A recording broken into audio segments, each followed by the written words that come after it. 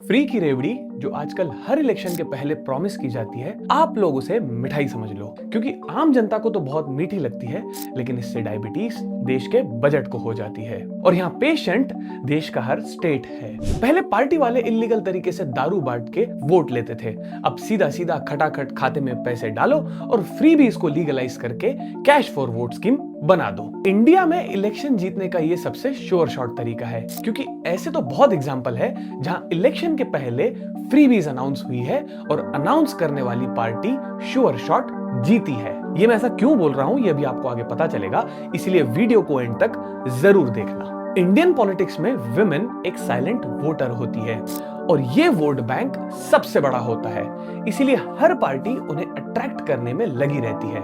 आपने नोटिस किया होगा पीएम मोदी भी विमेन वोटर्स में काफी पॉपुलर रहे हैं। आपकी स्किन केयर रूटीन पूछना है। आप बहुत ग्लो करते हो सर। लाडली बहिना, लाड़की बहन, लक्ष्मी भंडार, महिला सम्मान योजना और मोस्ट रीसेंट बिहार में जो स्कीम आई महिला रोजगार योजना, ये सब नाम अलग अलग है लेकिन काम इसका वही है, पैसे दे दो और वोट ले लो। 2024 इलेक्शन ने एक चीज क्रिस्टल क्लियर कर दी, फ्रीबीज का फॉर्मूला काम करता है। राहुल गांधी के खटाखट प्रॉमिस से सीटें डबल हो गई और जो फ्रीबीज को कल तक रेवड़ी कल्चर बोलते थे, ये रेवड़ी कल्चर देश के विकास के लिए बहुत घातक है। आज वही खुद झोला उठाकर हर स्टेट में रेवड़ियां बांटते हुए दिख रहे हैं, क्योंकि मोदी जी भी समझ गए हैं न बाप बड़ा न भैया, सबसे बड़ा रुपया। एक हाथ से सरकार पैसे देती है और दूसरे हाथ से आपसे सवाल करने की आदत छीन लेती है। फ्री का पैसा आपको खुश नहीं करता, ये आपको चुप करता है, क्योंकि जब जेब भरी हो तो सवाल मर जाते हैं और जब सवाल मर जाएं तो सरकार नहीं सिर्फ सिस्टम जीतता है। इस सौदे की असली कीमत इलेक्शन के बाद आपका फ्यूचर भरता है।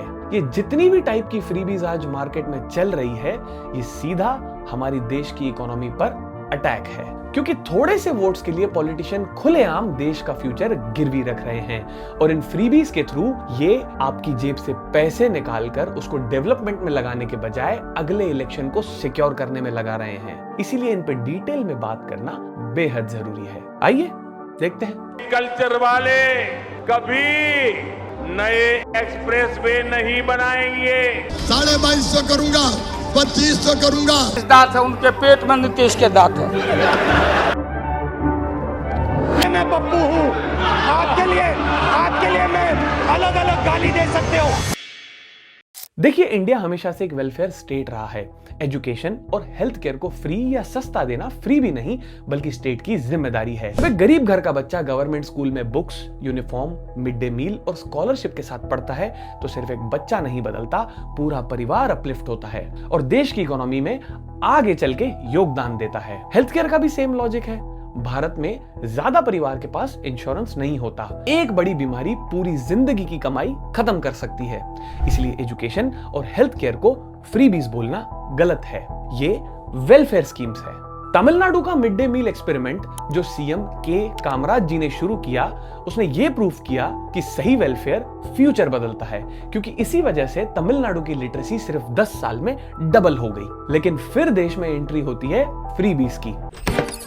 नमस्ते अंकल जी। देखिए, आगे बढ़ने से पहले एक चीज क्लियर करना जरूरी है, फ्रीबीज होती क्या है, क्योंकि वेलफेयर और फ्रीबीज के बीच एक बहुत पतली पर इंपॉर्टेंट लाइन होती है जिसे समझना इस पूरे डिस्कशन के लिए बेहद जरूरी है। सबसे पहले एक बात बिल्कुल सिंपल समझ लो, फ्रीबीज का मतलब होता है तुरंत मिलने वाला गिफ्ट या कैश, जिसका कोई इकोनॉमिक बैकबोन नहीं होता, न प्रोडक्शन, न प्रोडक्टिविटी, न प्रोग्रेस, सिर्फ पैसे का ट्रांसफर और वोट का रिटर्न। वेलफेयर इससे बिल्कुल अलग होता है। स्कूल बनाना, हॉस्पिटल बनाना, पब्लिक ट्रांसपोर्ट बनाना, ये खर्चा नहीं होता, ये इन्वेस्टमेंट होता है। फ्रीबीज डेवलपमेंट को टारगेट नहीं करती, ये इमोशंस को टारगेट करती है। तमिलनाडु से फ्रीबीज का पॉलिटिकल ब्लूप्रिंट बना, जिसने पॉलिटिक्स का रूल बुक ही बदल दिया। पहले टीवी, फिर गैजेट्स और आगे चल के गोल्ड। जिसने भी ये फॉर्मूला यूज किया उसने पावर देखी, फिर चाहे 2006 में डीएमके हो या 2011 में एआईएडीएमके, दोनों ही पार्टीज की जीत की हाइलाइट्स फ्रीबीज थी। आज हर पार्टी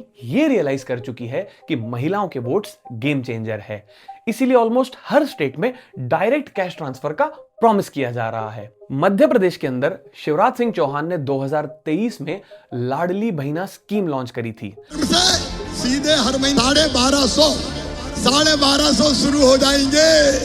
अब ये पहले तो रेवड़ी बांटने वाले नहीं थे, लेकिन ये स्कीम भी एक पॉलिटिकल डेस्परेशन का ही नतीजा था। एक्चुअली 2023 में जब इलेक्शंस हुए तो बीजेपी के अगेंस्ट एंटी इनक्यूबेंसी वेव चल रही थी। इसीलिए बीजेपी का मास्टर स्ट्रोक था लाडली बहना योजना, और देखो बीजेपी फिर से पावर में आ गई। नवंबर 2025 में बिहार में इलेक्शन से जस्ट पहले एनडीए ने अनाउंस किया महिला रोजगार योजना के तहत 10,000 रुपए। नाम रोजगार का था, लेकिन टाइमिंग वोट का। रिजल्ट आपके सामने है। महिला वोटर्स मोबिलाइज हुई और एनडीए को मिली डिसाइसिव विक्ट्री। ऐसे ही कांग्रेस ने हिमाचल में 1500 और कर्नाटक में 2000 रुपए अनाउंस कर दिए और दोनों ही स्टेट में इनकी सरकार बन गई। 2024 के लोकसभा इलेक्शन की तो हाइलाइट्स ही यही थी कि कांग्रेस की खटाखट वाली स्कीम आने वाली है। खटाखट 8,500। पिछले साल हरियाणा, महाराष्ट्र और झारखंड में भी इलेक्शंस हुए और वहां भी हर पार्टी ने विमेन फ्रीबीज अनाउंस कर दी।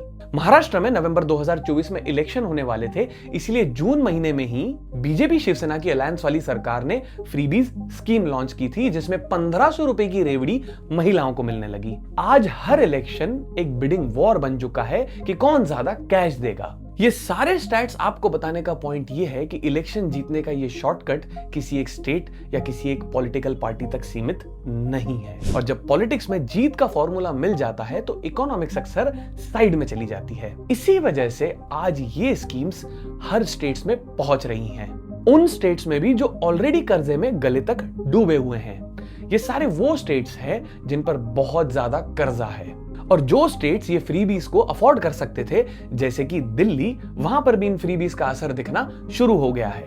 दिल्ली का बजट 31 सालों में पहली बार डेफिसिट में जाने वाला है। इसके बावजूद दिल्ली के इलेक्शन के पहले आम आदमी पार्टी ने 2100 रुपए की वुमेन फ्रीबीज प्रॉमिस कर दी थी, यानी कि स्टेट के बजट को डायबिटीज, जैसे कि मैंने आपको वीडियो की शुरुआत में बताया था। हिमाचल में कांग्रेस ने इलेक्शन जीतने के लिए बड़े बड़े वादे किए। ओपीएस लाएंगे, 1500 रुपए देंगे, फ्री बिजली देंगे, लेकिन पावर में आते ही रियलिटी हिट हो गई।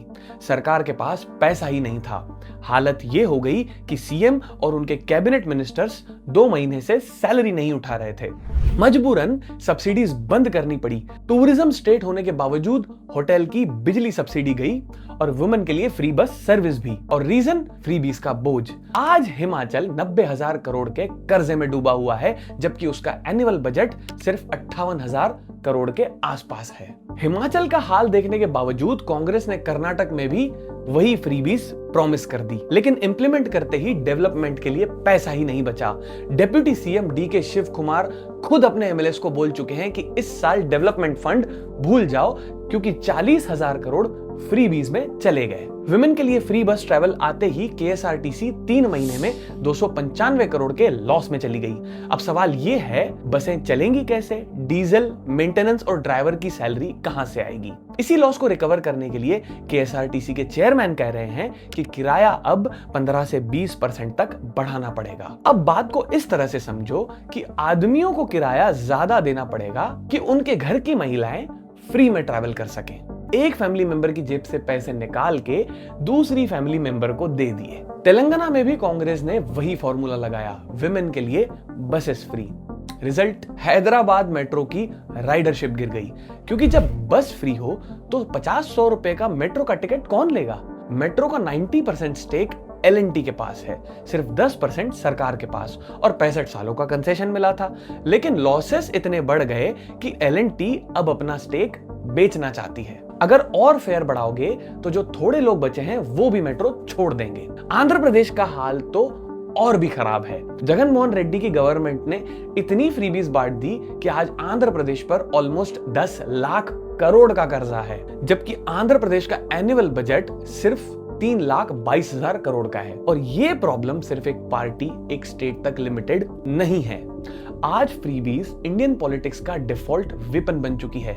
मध्य प्रदेश, उत्तर प्रदेश, राजस्थान, इन तीनों ही स्टेट में बीजेपी की सरकार है और तीनों ही स्टेट का डेट टू जीडीपी रेशियो काफी खराब है। अब कुछ लोग आके ये जरूर बोलेंगे कि इलेक्शन जीतने के लिए ये सब तो करना पड़ता है। मुझे वैसे भी पार्टी के ब्लाइंड सपोर्टर्स से कोई उम्मीद नहीं है कि वो रिस्पॉन्सिबली एक्ट करेंगे। मुझे बस आप लोगों को ये समझाना है कि एक तो ये फ्रीबीज एक्चुअल में फ्री होती नहीं है, ये पैसा एक्चुअल में आप ही की जेब से निकाला जा रहा है, और अगर फ्रीबीज के लिए वोट दे रहे हो तो ये लॉन्ग टर्म में हमारी कंट्री को एक अंधेरे में धकेले जा रही है। ये स्टेट वाइज एनालिसिस से क्लियरली समझ आता है। चाइना को देखो, 6th जनरेशन फाइटर जेट्स बना रहे हैं और आज हम वोट्स खरीद रहे हैं। आज एक सवाल पूछता हूं, आज की फ्री बिजली चाहिए या कल का बेटर पेइंग जॉब? रेवड़ियों का टेस्ट भले ही मीठा होता है पर इसका इफेक्ट कड़वा होता है। और एंड में याद रखना, फ्री का मतलब बहुत सिंपल है। आज फ्रीबीज के नाम पर पॉलिटिशियन जीतेगा, लेकिन कल देश हार जाएगा।